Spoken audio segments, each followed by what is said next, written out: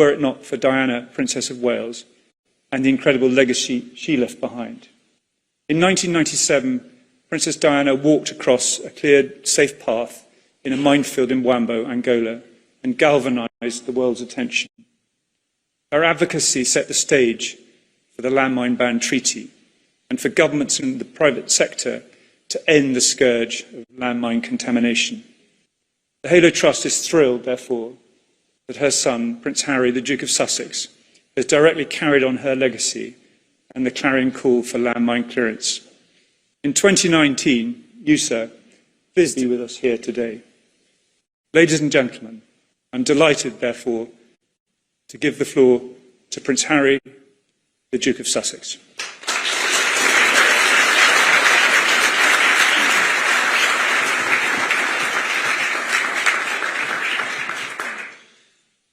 Thank you very much, James.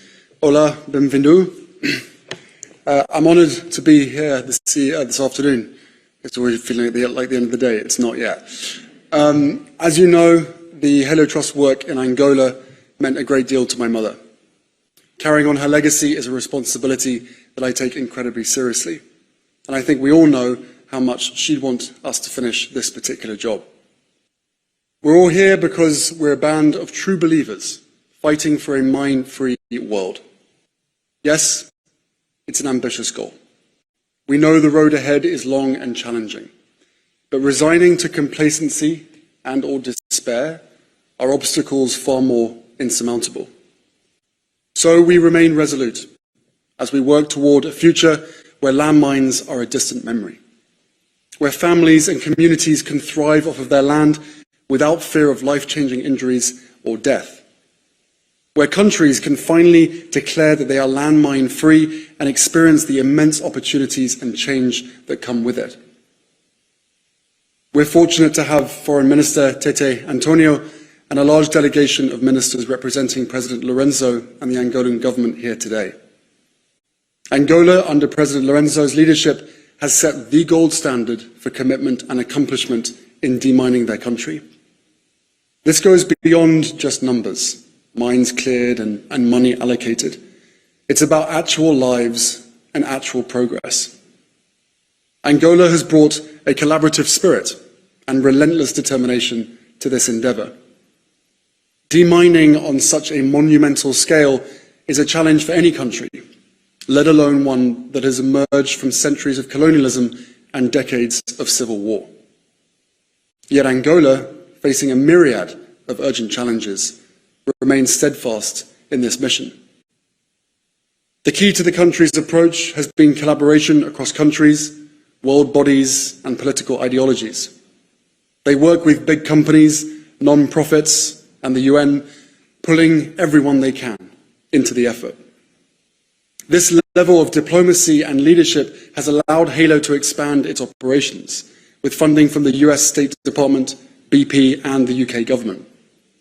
And as you've already heard, in 2019, the Angolan government pledged an unprecedented $60 million to fund a 5-year project with Halo to clear landmines from over 15 kilometers squared across 153 minefields in Cuando Cabango province.